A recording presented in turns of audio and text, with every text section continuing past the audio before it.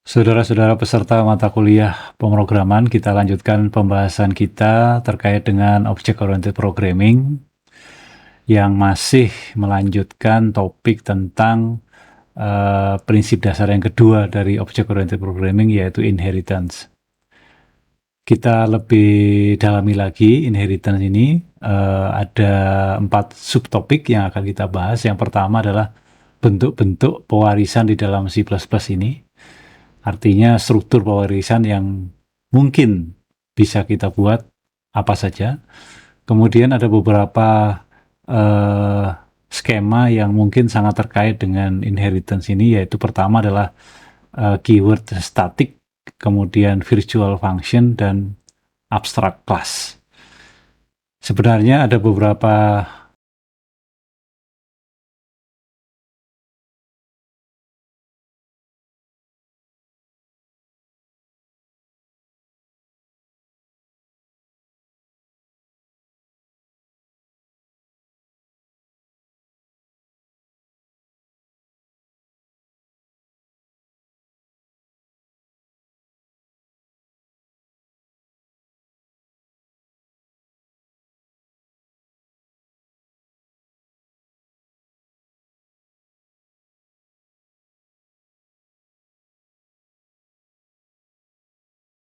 jenis. Yang pertama adalah single inheritance, ada multiple inheritance, ada multi-level, dan ada hierarchical inheritance.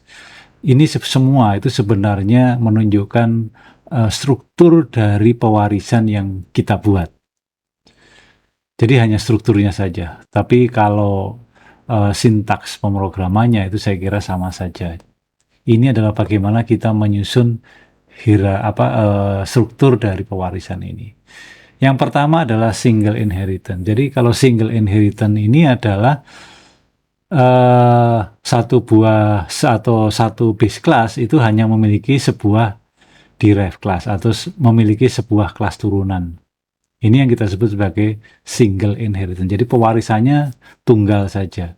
Jadi sebagai contoh di sini kelas A itu diwariskan dari base kelasnya, yaitu kelas B. Jadi kelas B menurunkan atau mewariskan ke dalam kelas A, hanya itu saja. Ini kalau kita lihat sebagai contoh, ada kelas kendaraan itu sebagai base class, kemudian ada kelas mobil itu sebagai turunan dari kelas kendaraan.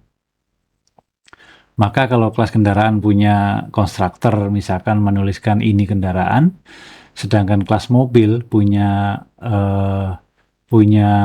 konstruktor ini mobil, maka kalau dalam drivernya kita buat sebuah objek namanya OBJ, jadi mobil OBJ, maka OBJ itu sebagai objek dari kelas mobil, maka otomatis akan menjalankan konstruktor yang mana saja. Saya kira Anda sudah paham. Jadi output dari program ini itu adalah dua teks, yaitu ini kendaraan dan ini mobil. Kenapa demikian? Saya kira kalian masih ingat bahwa kalau ada kelas turunan, maka pada saat dia membuat atau menginstansiasi sebuah objek, maka dia akan otomatis menjalankan konstruktor dari kelas induknya. Jadi karena kelas mobil itu punya kelas induk kendaraan, maka dijalankan konstruktor kelas kendaraan, yaitu menuliskan teks ini kendaraan. Maka itu dulu yang dijalankan, kemudian baru kalau ada konstruktor dari kelas turunannya, dalam hal ini adalah kelas mobil, maka baru dilakukan proses menuliskan ini mobil. Jadi outputnya adalah ini kendaraan baris pertama, baris kedua adalah ini mobil. Itu jenis pewarisan yang pertama. Jenis pewarisan yang kedua adalah multiple inheritance. Jadi sebuah kelas turunan itu diturunkan lebih dari satu base class. Jadi sebagai contoh di sini ada dua buah base class, yaitu kelas B dan kelas C, itu menurunkan ke sebuah kelas turunan, yaitu kelas A. Jadi kelas A itu sebagai turunan dari kelas B dan kelas C. Sebagai contoh di sini kalau ada base class pertama adalah kendaraan, kemudian base class kedua adalah kelas roda 4, masing-masing punya default constructor, kemudian kelas mobil itu turunan dari kelas kendaraan dan juga kelas roda 4, maka kalau kita jalankan drivernya, yaitu kita buat sebuah objek OBJ, adalah objek dari kelas mobil, Maka apa kira-kira output dari program ini?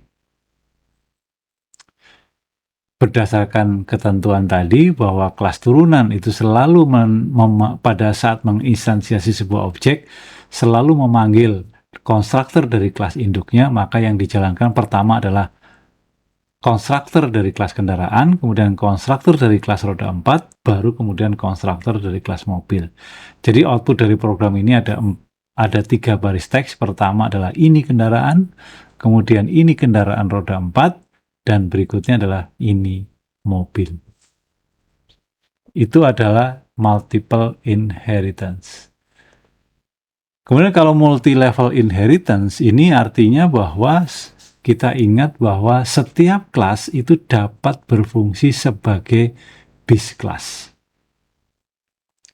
Jadi kalau saya punya kelas C, itu diturunkan atau menurunkan ke dalam kelas B, artinya kelas B itu turunan dari kelas C, maka kelas B itu juga bisa berfungsi sebagai base class dari kelas yang lain. Oleh karena itu dia bisa menurunkan lagi ke kelas yang lain, dalam hal ini adalah kelas A. Jadi ini 3 level, itu makanya kita sebut sebagai multi-level inheritance. Jadi sebuah derived class itu bisa menjadi base class dari kelas yang lain.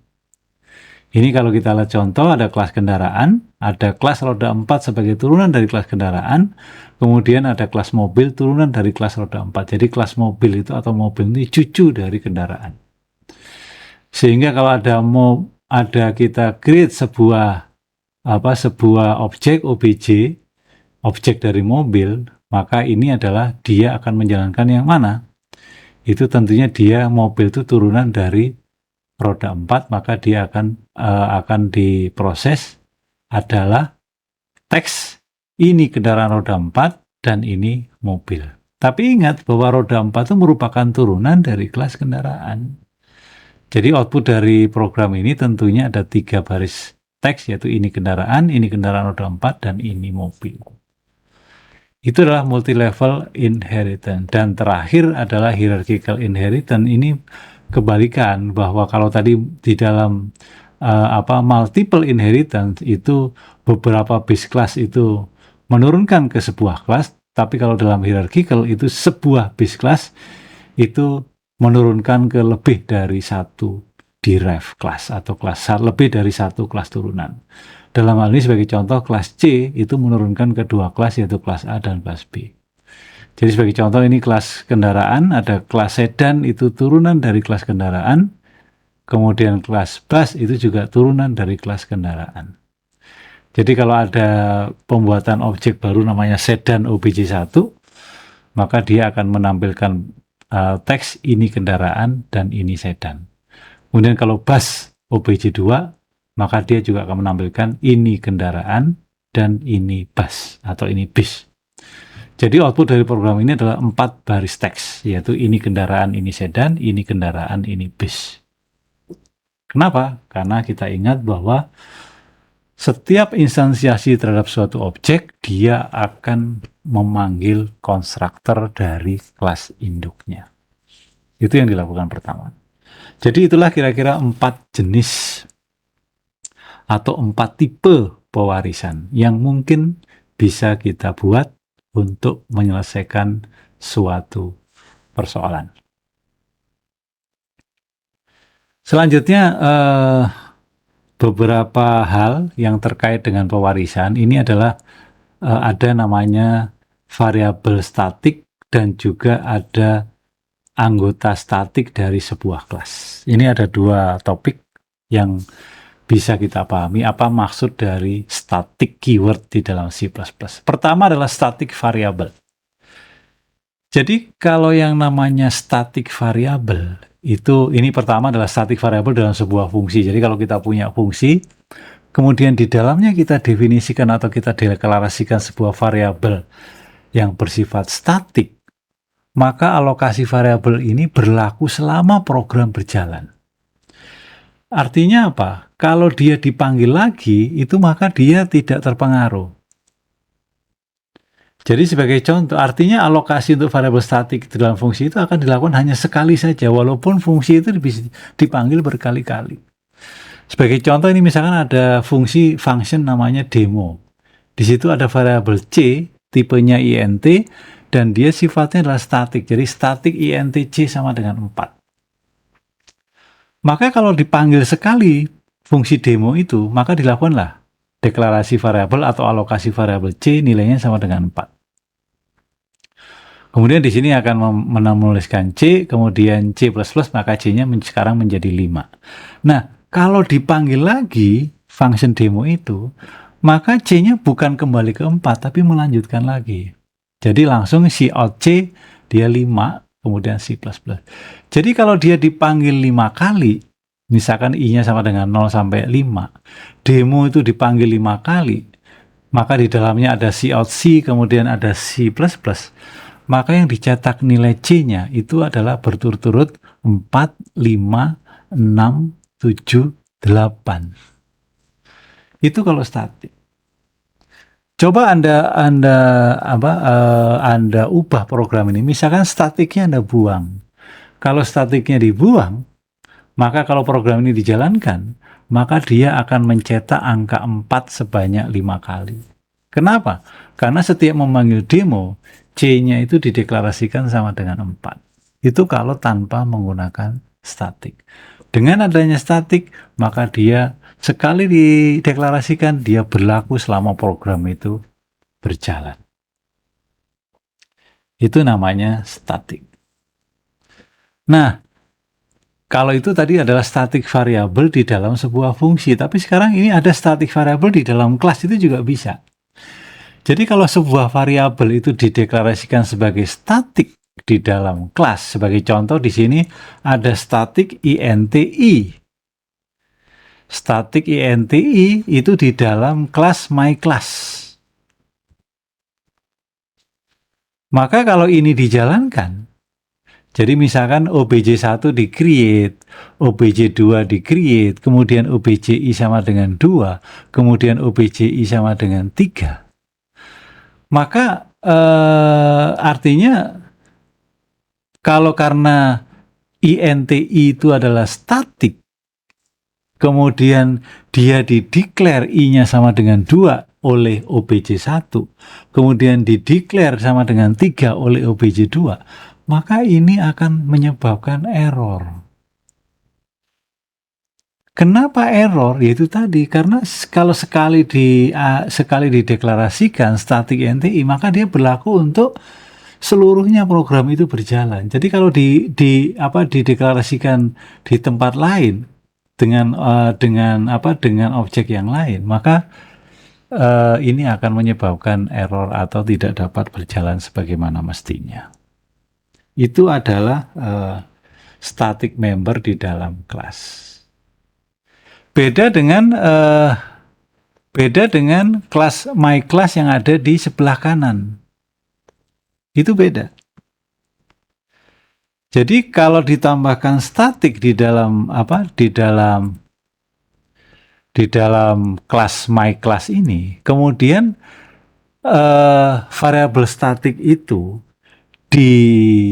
didefinisikan nilainya itu sebagai anggota dari kelas myClass. Jadi int myClass, kemudian ada operator ruang lingkup atau titik 2 kali i sama dengan 4. Itu artinya ya sekali dia deklarasikan ya sudah sama dengan 4. Maka kalau dipanggil terus obj1 dan obj sebagainya, maka i-nya itu menyesuaikan dengan i itu. Sehingga kalau saya jalankan ini, maka ini kalau ini benar, beda dengan tadi, beda dengan yang sebelah kiri, itu error. Kenapa error? Karena yaitu tadi, statik itu kan dideklarasikan sekali dan dia berlaku untuk seluruh program. Tapi kalau dia dipindah ke objek yang lain, dideklarasikan lagi, maka itu menyebabkan error. Kecuali kalau di sebelah kiri, statiknya dibuang. Kalau sebelah kanan itu aman.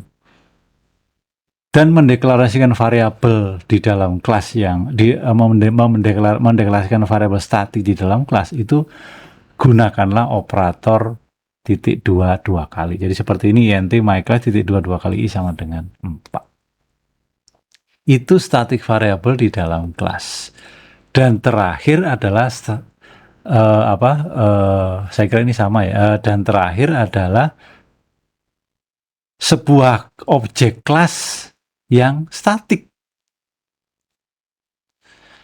Jadi seperti variabel, kalau objek yang dideklarasikan statik itu berlaku selama program berjalan. Jadi kalau dilihat sebelah kiri, program sebelah kiri, itu kalau tanpa statik di sini, jadi my class, kemudian i sama dengan 0, kemudian cout dari huruf A, kemudian di sini ada destructor. Jadi kalau ada constructor, ada destructor. Destructor itu apa? Destructor itu akan dijalankan kalau sudah keluar dari kelas tersebut.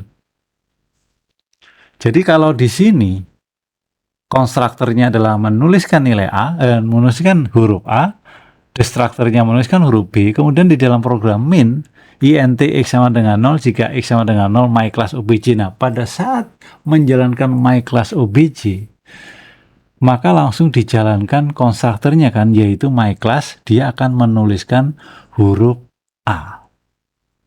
Ya, huruf A. Kemudian karena dia keluar dari kelas my class, maka dia langsung menuliskan B. Jadi outputnya adalah A kemudian B. Setelah itu selesai, maka dia mencetak end of min. Maka yang sebelah kiri output dari program ini adalah huruf A, kemudian huruf B, kemudian end of min. Itu akan beda kalau kita buat statik. Jadi membuat statik, jadi statik kalau lihat di bawah, di dalam driver min-nya, lihat bahwa jika x sama dengan 0, if x sama dengan 0, statik my class obj. Jadi obj itu akan diinstansiasi dengan menggunakan statik. Jadi artinya apa? Dia akan berlaku terus. Tidak selesai-selesai itu. Dia akan selesai kalau keluar dari program itu. Jadi output dari program sebelah kanan itu bukan A terus B terus end of min, tapi A dulu, kemudian end of min, baru B. Karena kalau program selesai kan langsung keluar dari kelas. Jadi A dulu, end of min, baru B. Kalau sebelah kiri tadi, A dulu, B, baru end of min. Itu adalah kelas objek yang statik. Ada lagi fungsi di dalam sebuah kelas yang statik. Itu juga sama. Jadi sama seperti anggota data statik lainnya, kalau fungsi anggota itu statik, itu tidak tergantung pada objek kelas. Jadi kalau biasanya kalau kita sebagai contoh yang tadi itu, misalkan kelas mobil, maka kalau saya akan menjalankan fungsi di dalam kelas mobil, itu maka saya harus meng-create dulu objek. Jadi mobil obj, baru misalkan obj titik print, obj titik apa gitu ya, titik fungsi apa, itu berarti fungsi biasa. Tapi kalau fungsi statik, kita tidak perlu meng-create objeknya. Jadi langsung saja. Jadi kalau ada fungsi print di situ kita buat statik, jadi static void print, maka kita memanggil fungsi itu, kita gunakan saja operator ruang lingkup atau operator titik dua kali. Jadi tinggal tulis nama kelasnya, titik dua kali nama fungsinya langsung. Jadi nggak perlu membuat objek. Jadi nggak perlu membuat objek misalkan my class obj titik koma, obj titik print, itu nggak perlu. Langsung saja my class titik dua kali print. Maka itu artinya fungsi print itu fungsi yang statik. Terakhir adalah kita memungkinkan membuat tipe data dari kelas itu sendiri. Atau kita membuat objek dari tipe kelas itu sendiri. Kita lihat yang sebelah, jadi kita bisa membuat sebagai contoh sebelah kiri misalkan, kita punya kelas test. Kemudian saya akan membuat variabel atau membuat objek bernama self, itu tipenya test. Kan bisa itu. Itu bisa kita lakukan kalau pertama, Anda harus mendefinisikan variabel itu sebagai statik. Jadi Anda tuliskan static test self. Atau yang kedua, Anda gunakan pointer, jadi test bintang self. Kalau hanya test self saja itu error. Karena test itu nama kelasnya dan Anda membuat tipe data yang sama dengan nama kelasnya. Jadi kalau Anda seperti itu, maka Anda pilih salah satu. Yang pertama Anda gunakan static, yang kedua Anda gunakan pointer. Itu tentang static keyword dalam C++. Isu berikutnya itu adalah virtual function. Nah, kalau virtual function ini lebih banyak nanti kaitannya ke prinsip dasar yang ketiga dari OP, itu adalah polymorphism. Jadi apa itu fungsi virtual? Fungsi virtual itu adalah fungsi anggota yang dideklarasikan di dalam base class dan didefinisikan ulang oleh kelas turunannya. Jadi artinya kalau Anda punya virtual function di dalam sebuah base class, maka Anda harus membuat fungsi yang sama di turunannya. Kalau nggak begitu, akan error. Ya. Kenapa? Karena fungsi virtual itu hanya virtual saja di dalam base class. Dia bisa dijalankan kalau Anda meng-create objek kelas A. Misalnya di sini ada kelas A, ada virtual void print, ada void show. Jadi di sini print itu fungsi yang virtual, kalau show fungsi biasa. Nah, kemudian Anda buat turunannya, kelas B sebagai turunan dari kelas A, maka yang harus ada di dalam kelas B itu adalah fungsi print. Kenapa? Karena yang virtual itu harus ada definisi ulangnya di dalam kelas turunannya. Oke. Kalau show, kalau di dalam kelas B itu tidak ada fungsi show, nggak ada masalah. Karena show itu bukan fungsi virtual. Oke ya. Nah, ada beberapa sifat dari fungsi virtual ini. Pertama adalah fungsi virtual tidak dapat static. Jadi nggak bisa dia static. Kemudian fungsi virtual harus diakses menggunakan pointer.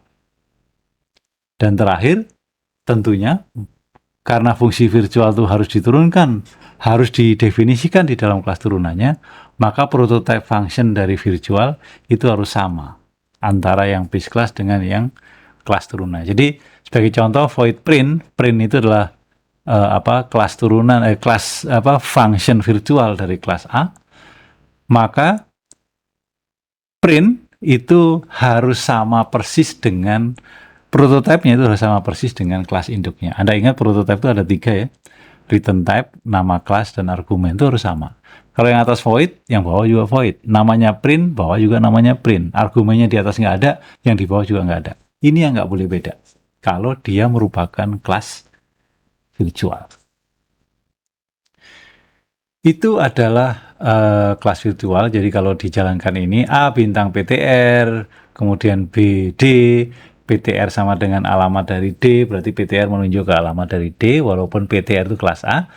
Kemudian kalau dijalankan PTR panah print, itu apa yang di print? PTR panah print. Kemudian PTR show. Maka yang PTR print itu yang dijalankan adalah huruf B atau print B. Kenapa? Karena yang atas adalah fungsinya virtual. Kalau virtual itu dia akan menjalankan fungsi yang ada di turunannya. Kemudian PTR panah show, maka dia akan menjalankan fungsi apa? Show A. Karena PTR itu kan kelas A yang menunjuk ke kelas B. Disinilah sebenarnya nanti kita pelajari adalah prinsip dari polymorphism. Tapi itu besok pekan depan kita bahas. Oke. Dan terakhir adalah abstract function dan abstract class. Apa itu abstract function dan apa itu abstract class? Untuk tahu abstract class, kita definisikan dulu abstract function. Dalam C++, abstract function itu bisa juga disebut sebagai pure virtual function, yaitu virtual function yang harus di-override di dalam kelas di dalam kelas turunannya, atau sebenarnya karena harus ditimpa di dalam kelas turunannya, maka nggak perlu ada implementasi dari virtual class di induknya. Bagaimana caranya? Abstract function itu virtual function yang tidak memiliki implementasi. Artinya dia hanya diberikan assignment nilainya 0. Jadi Anda lihat seperti ini kelas ruang 2D. Kelas ruang 2D itu ada virtual function namanya luas untuk menghitung luas dari ruang 2 dimensi. Itu nggak ada implementasinya, langsung disamakan dengan 0. Makanya di depannya ditambahkan virtual. Ini maksudnya adalah bahwa luas itu merupakan abstract function dan dia merupakan pure virtual function. Jadi virtual function yang tidak ada implementasinya. Jadi cuma sama dengan 0 gitu aja. Sebenarnya untuk apa sih? Nah, sini sebenarnya untuk apa? Artinya bahwa nanti kalau kita buat kelas turunan dari ruang 2D, maka Anda wajib mengimplementasikan fungsi luas. Jadi kalau di dalam fungsi turunan nanti tidak ada definisi luas, maka program itu error. Jadi ini sudah diwajibkan di dalam kelas induk. Nah, sebuah kelas yang sedikitnya mengandung abstract function, itu kita sebut sebagai abstract class. Oleh karena itu, abstract class ini sebenarnya adalah sebuah kelas yang sebenarnya virtual saja. Virtual saja.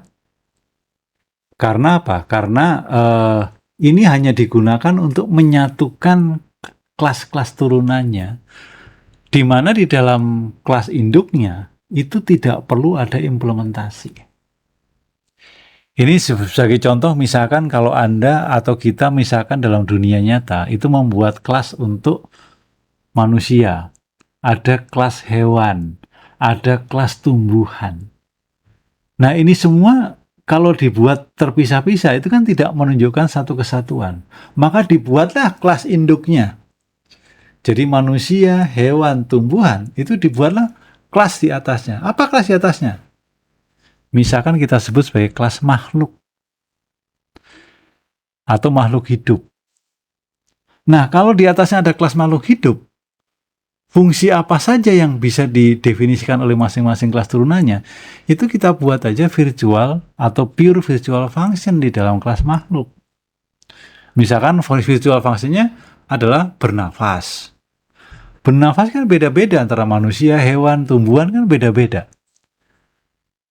Tapi di dalam kelas manusia, tumbuhan, maupun hewan itu harus mendefinisikan kelas bernafas itu seperti apa. Tapi di dalam kelas makhluk nggak perlu didefinisikan karena tidak tahu, tergantung jenis makhluknya. Gitu ya. Jadi hanya untuk menyatukan saja supaya itu membentuk satu kesatuan satu kesatuan domain dari kelas yang kita buat. Oke? Nah, contoh lain adalah misalkan ini dalam latihan kelas, nanti dalam kuliah langsung kita perjelas ini. Sebagai contoh ini ada ruang 2D. Ruang 2D itu adalah sebuah kelas yang memiliki apa? Memiliki 4 buah sisi. Sisi 1, sisi 2, sisi 3, dan sisi 4. Nah, kita tahu kalau sisinya ada 3, itu segitiga. Kalau sisinya ada 4, itu segi 4. Maka kita buat definisi ruang kelas namanya segi 4 dan segitiga. Tapi persoalannya adalah apakah ada implementasi misalkan menghitung luas di ruang 2D? Kalau ruang 2D itu nggak jelas bentuknya, kan kita susah nulis luasnya, juga kelilingnya. Kan nggak tahu kelilingnya seperti apa. Maka dari itu, dua fungsi menghitung luas dan menghitung keliling itu bisa kita buat sebagai abstract function atau pure virtual function. Kalau set masih boleh lah, artinya memberikan nilai sisi 1, sisi 2, sisi 3, sisi 4, nggak apa-apa. Tapi implementasi dari luas dan keliling itu harus dibuat oleh kelas turunannya. Maka kelas ruang 2D itu hanya untuk menyatukan saja antara objek segi 4 dan objek segitiga. Saya kira itu topik yang nanti akan kita bahas dalam kuliah pekan ke-9 yang masih membahas tentang inheritance, namun kita lebih fokus nanti kepada pembuatan abstrak class dan juga pembuatan virtual function, static, variabel, dan sebagainya. Saya kira demikian. Jangan lupa dipelajari materi ini dan siapkan diri untuk latihan kelas. Silahkan dijawab dulu sehingga nanti dalam diskusi bisa berjalan dengan lancar. Saya tutup. Wassalamualaikum warahmatullahi wabarakatuh.